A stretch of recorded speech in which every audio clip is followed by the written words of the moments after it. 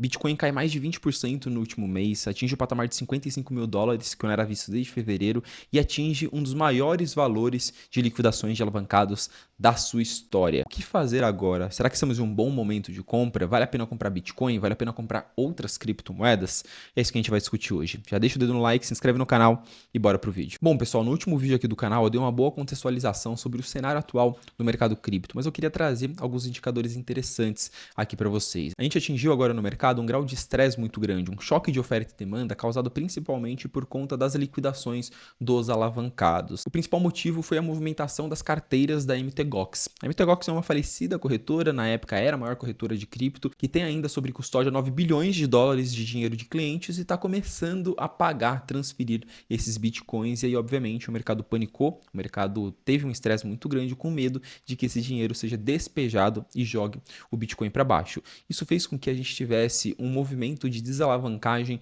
muito rápido, um dos maiores da história do Bitcoin. Então a gente está de frente a um movimento pontual que causou um estresse no mercado e jogou o Bitcoin e todos os outros ativos para baixo. Quando a gente olha para o horizonte de curto e médio prazo, a gente consegue enxergar catalisadores positivos para o mercado. Então não, a gente não vê aqui que o Bitcoin está entrando em um bear market ou que ele deve entrar em uma tendência longa de alta ou qualquer coisa do tipo agora. A gente entende que foi uma correção natural. Essa é a sexta vez que o Bitcoin tem uma correção de pelo menos 20% desde que ele fez o seu fundo lá nos $15 mil. Isso foi um ano e meio atrás. Então, ao longo desse 1 ano e meio, 6 vezes nós tivemos esse tipo de correção e ainda assim o Bitcoin saiu dos $15 mil e buscou o patamar atual dos $60 mil.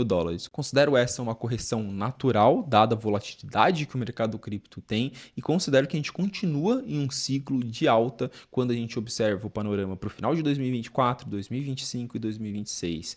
Por isso, para quem tem oportunidade, para quem tem caixa, sim, eu considero que a gente está num bom momento de compra para o Bitcoin. Eu acredito que o Bitcoin deve retestar os $73 mil até o final do ano, porque a gente sabe que tem catalisadores para isso. Se você quiser entender um pouquinho melhor esses catalisadores especificamente, eu comentei bem melhor sobre eles no último vídeo. Então aqui eu já falei com quem estava em dúvida se era um bom momento de compra de Bitcoin, agora eu vou falar com quem não sabe o que fazer com a sua carteira, tá querendo saber se vale a pena comprar muitas altcoins agora e quais altcoins comprar principalmente. Mas antes eu queria falar um pouquinho sobre como eu estou me posicionando, estou posicionando as carteiras da Mercúrio nesse momento de mercado. Nós estamos em um cenário bem complexo no mercado cripto como um todo, já comentei sobre isso nos últimos vídeos também. A gente está em um cenário que a gente tem muitas criptomoedas sendo lançadas, muitos tokens sendo despejados no mercado, mas pouco dinheiro, pouca liquidez. A gente ainda está com um cenário macroeconômico com taxas de juros lá em cima, a gente ainda não tem o varejo entrando com muita força dentro de cripto, então a gente ainda não tem dinheiro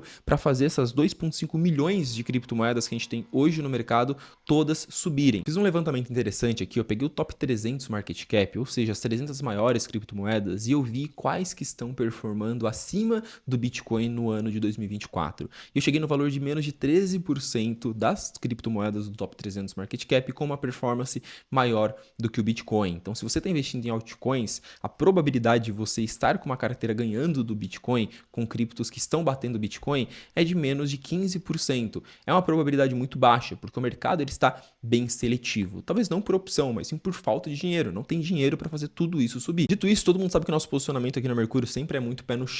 Nesse momento de mercado, a gente está optando por não ter grandes posições em muitas altcoins, enquanto a gente não vê uma melhoria desse cenário de liquidez, desse cenário de fragmentação e dispersão de capital. Mas, obviamente, isso é o que funciona para o meu perfil de risco. A gente está confortável de, nesse momento, ter uma parcela maior da carteira nos ativos mais consolidados, nos ativos mais seguros. Mas, obviamente, a gente tem uma parcela da nossa carteira que a gente investe em várias altcoins. E a ideia desse vídeo é justamente trazer algumas criptomoedas que eu acredito que estão em um patamar de preço, que estão apresentando uma simetria bem interessante nesse momento. Criptomoedas que eu acredito que estão dentro daquele 15% e que a partir de agora vão performar melhor do que o Bitcoin ao longo dos próximos anos. Antes de falar das criptos, aviso rapidinho. Todas as atualizações de mercado, se o Bitcoin está subindo, está caindo, o que está acontecendo com o mercado, atualizações sobre essas criptomoedas, análises sobre as criptomoedas que eu vou falar aqui, eu mando todos os dias no Minuto Cripto, seja por WhatsApp, seja por e-mail. Então, se você não está inscrito ainda, é gratuito, é só clicar no link que está aqui na descrição do perfil. Você vai ser redirecionado para uma página, vai entrar na nossa comunidade no WhatsApp e a partir de amanhã vai estar 100% do tempo atualizado do que está acontecendo no Minuto Cripto. Te garanto que a partir de amanhã sua vida vai ficar muito mais tranquila. Então vamos lá, eu não quero só repetitivo, mas uma criptomoeda que a gente acredita que está numa simetria muito boa nesse patamar de preço é a Solana. Para quem acompanha os vídeos do canal, sabe que a gente reavaliou nossa tese em Solana, voltamos a investir lá no começo do ciclo, nos $20, e hoje é uma posição muito importante nossa, é uma posição relevante dentro da nossa carteira. Hoje a nossa carteira ela é muito consolidada principalmente em Bitcoin, Ether e Solana, justamente por conta da evolução que o ativo vem apresentando ao longo do último ano. Eu gosto bastante desse gráfico, que ele mostra a evolução de preço da Solana, mas ele mostra cada um dos catalisadores, tudo que foi acontecendo com a rede ao longo do último ano, em termos de atualizações, parcerias institucionais, lançamento de aplicações, crescimento de usuários, evolução de métricas. Hoje a Solana ela está muito bem consolidada num top 3 ali do mercado. Hoje é praticamente imprescindível uma carteira não ter posições relevantes de Bitcoin, Ether e Solana. É assim principalmente que a gente está se posicionando nesse momento do ciclo. E esse gráfico que eu estou mostrando para vocês é um gráfico muito interessante. A Solana ela explodiu a sua geração de receita.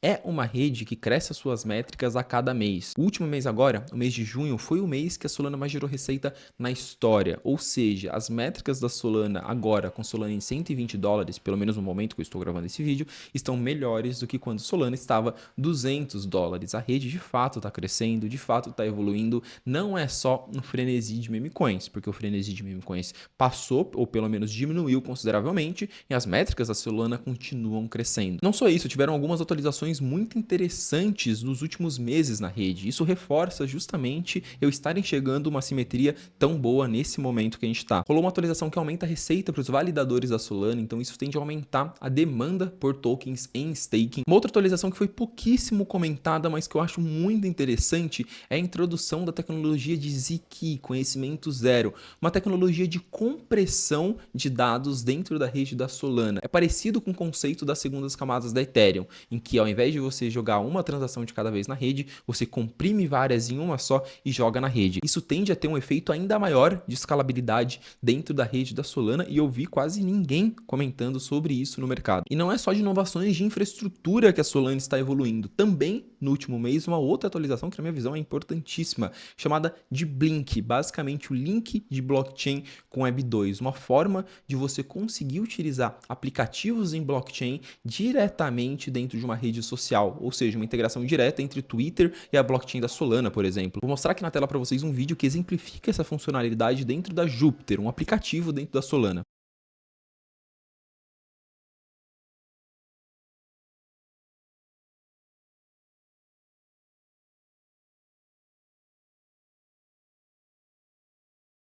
Olha que legal, uma forma de você diretamente do Twitter conseguir acessar essa aplicação. É outra atualização muito interessante, obviamente a gente não deve ver uma revolução na Solana no curto prazo por conta disso, mas mostra a preocupação da tecnologia da Solana, do time da Solana de estar sempre evoluindo, sempre trazendo novas aplicações, novas funcionalidades, novas ferramentas. Com base em toda essa evolução em métricas, tecnologia, fundamentos da Solana nos últimos meses e o preço atual, eu realmente acredito que hoje é uma simetria, um risco-retorno muito interessante. Se eu estivesse de fora do mercado, seria hoje uma das principais posições que eu estaria entrando. E por fim, mas não menos importante, na verdade o mais importante de todos, foi feito um pedido de ETF de Solana. Assim como Bitcoin Ether, a Solana está na fila agora para ter o seu ETF aprovado. Acredito que isso só deve vir em 2025, mas no momento que vir, eu acredito que vai ter um impacto muito grande no preço do ativo, o que reforça novamente a simetria que eu estou comentando. Deixando um asterisco importantíssimo aqui, tá, pessoal? O investimento em Solana ele é consideravelmente mais arriscado do que Bitcoin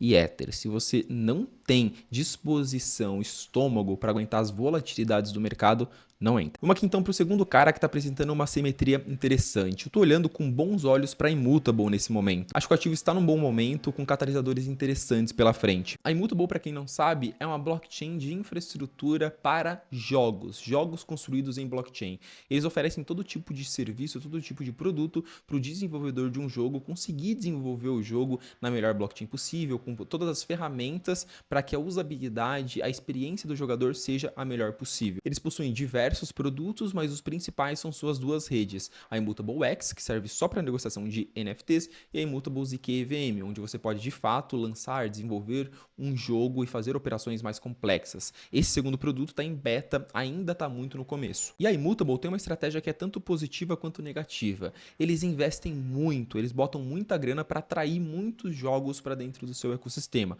Hoje eles são disparados o maior ecossistema de jogos em cripto. Porém, eles não fazem tanta descrição assim do jogo que eles estão investindo. Então tem muito mais jogo do que jogo de qualidade lá dentro, o que faz com que até pouco tempo atrás a rede tivesse uma quantidade pequena de jogos que bombam, de jogos que explodem e uma quantidade baixa também de jogadores. E o momento da Immutable é interessante justamente por conta disso. A gente pode estar em um ponto de inflexão, em um ponto de mudança. Eles lançaram alguns programas de incentivo para a atração de jogadores ao longo dos últimos meses. Ou seja, da mesma forma que eles investiram para atrair jogos, agora eles estão investindo para atrair jogadores. Junto com isso, a gente teve alguns lançamentos muito interessantes dos principais jogos do seu ecossistema, entre eles o Illuvium, um dos jogos mais esperados dentro do ecossistema de blockchain games. O que fez com que o gráfico de jogadores da Immutable, o gráfico de usuários, tivesse esse comportamento aí que eu estou mostrando na tela para vocês, que fosse de praticamente zero para mais de 2 milhões de usuários em poucos meses. Esses jogos ainda precisam passar por um processo de maturação, precisam emplacar de fato as métricas continuarem crescendo para o mercado passar a olhar isso, para o mercado passar a precificar isso. Mas quando a gente olha para o horizonte dos próximos 6 meses, a gente tem vários jogos sendo lançados dentro da Immutable, seu produto saindo de beta,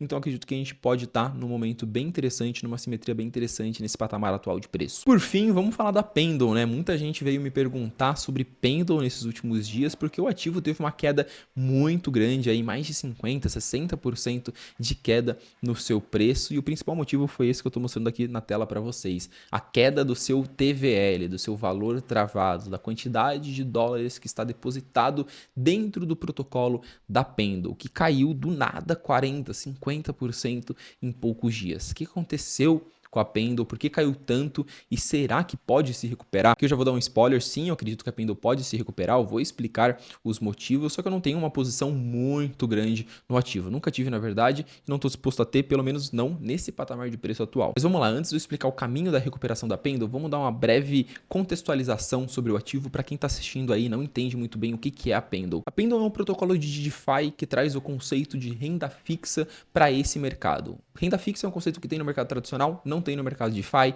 e a Pendle faz um malabarismo tecnológico ali para oferecer produtos de renda fixa. Então você tem ali Ether com uma renda fixa de 4% ao ano, por exemplo. Em grandes linhas, em um grande resumo, essa é a Pendle. Só que eles têm algumas outras funcionalidades, como por exemplo a negociação de pontos. Gabriel, que raio são os pontos? Quando um usuário está interagindo com um protocolo, com um aplicativo cripto, e esse protocolo vai fazer um airdrop, vai distribuir criptomoedas de graça em algum momento, ele distribui pontos que classificam os usuários que mais interagiram, os usuários mais engajados. A Pendle criou um marketplace, uma plataforma de negociação de pontos. Vamos supor que eu estou negociando no protocolo tal, estou ganhando muito ponto, então pode ser que eu ganhe um airdrop daqui 6 meses. Só que eu preciso de dinheiro agora. Então eu vou negociar os meus pontos ali dentro, ou eu vou fazer alguma operação de que eu ganhe mais pontos, mas deixe de ganhar o retorno, a renda fixa daquele protocolo, ou faço o inverso, ganho mais renda fixa e abro mão dos meus pontos. Basicamente, a Pendle abriu um espaço, criou um produto para negociação desse tipo. E essa jogada foi uma carta na manga para a Pendle, porque olha o crescimento do seu TVL, do valor de dinheiro depositado lá dentro, depois que ela criou esse marketplace para negociação de pontos. No momento que ela criou isso, foi quando explodiu o hype dos airdrops de staking. A EigenLayer, EtherFi, todos esses protocolos começaram a crescer muito baseado em futuros airdrops. Então o usuário depositava o capital nesse protocolo, depois ia fazer uma operação de renda fixa na Pendle ou ia negociar os seus pontos na Pendle. Então ela acabou absorvendo todo esse hype para ela. E quando a gente olha essa tela que mostra a quebra do valor travado dentro da Pendle, a gente consegue ver que a maior quantidade do capital está em LSD. Calma, não é a droga. Liquid Staking Derivatives, que é justamente esse token de renda fixa, esse token de renda variável, que mostra que a Pendle dependia muito desse setor. Só que esse hype passou, ele deu uma esfriada no crescimento da Pendle, mas não foi só isso que justificou essa queda do TVL da Pendle. Como eu falei, a Pendle funciona com base em operações de renda fixa. Operações de renda fixa existem algo chamado maturidade. Maturidade é quando aquela operação se encerra, quando ela acaba. E essa data aí, a data de 27 de julho, foi quando bateu a maturidade de várias operações de dentro da Pendle, o que fez com que boa parte do capital que estivesse lá dentro em operações de renda fixa saísse, porque acabou aquelas operações, essas operações foram encerradas. Mas ainda assim, na nossa tese, a gente vê uma possibilidade de uma recuperação da Pendle, dela voltar a ter o seu crescimento, principalmente porque o cenário de staking, restaking, ele continua crescendo. A gente tem, por exemplo, o lançamento de novos protocolos, prometendo novos airdrops. Estou mostrando aí na tela para vocês a Symbiotic, uma nova concorrente da Eigenlayer que já está crescendo num ritmo muito grande, já está prometendo airdrops e deve continuar sendo um propulsor para o crescimento de protocolos como a Pendle. Portanto, a Pendle é esse cara que a gente vê com uma simetria muito interessante no momento, principalmente depois desse recuo que ela deu nas últimas semanas. Espero que tenha ficado muito claro as nossas teses aqui para vocês, lembrando que na nossa visão não é o momento para dar all-in e investir tudo em altcoins, o mercado não está muito favorável para isso, a gente sempre tem um approach, a gente sempre tem um posicionamento mais pé no chão. Espero que a gente tenha ajudado vocês de alguma forma a se posicionar. Se quiserem alguma análise de algum criptoativo, é só comentar aqui embaixo, eu quero saber a opinião de vocês. Espero vocês no próximo vídeo. Até lá!